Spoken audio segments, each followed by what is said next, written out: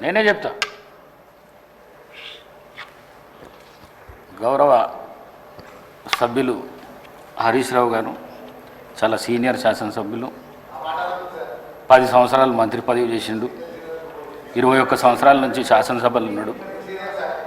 కానీ ఎప్పుడూ ఆలస్యంగా స్టార్ట్ కాలేదు. నేను 9 నుంచి 9:30 లోపల నేను వస్తాను. నేను ఈరోజు కానీకి కారణం ఒకటే, 0 అవర్ తీసుకున్నాలే, సభ్యులకు అందరికీ అవకాశం ఇవ్వాలని చెప్పేసి కొత్త చర్చ జరిగినందుకు కొద్దిగా లేట్ అయింది.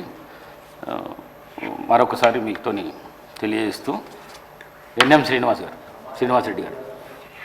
అధ్యక్ష, ఇప్పుడు ప్రతిరోజు ఏదో ఒకటి సభను కించపరచడము, స్పీకర్ పోడియంలోకి రావడం ఇది అలవాటు అయిపోయింది అధ్యక్ష. ఎప్పుడు స్టార్ట్ చేసినామని కాదు, సభలో ఎంత సమయం ప్రజా సమస్యల కోసం చర్చించడం అనేది ముఖ్యం అధ్యక్ష. అతి ముఖ్యమైన బిల్లులో ఈసారి ఏ విషయంలో కూడా వాళ్ళు చర్చకు తీసుకురాలేదు అధ్యక్ష, చర్చ పెట్టలేదు అధ్యక్ష.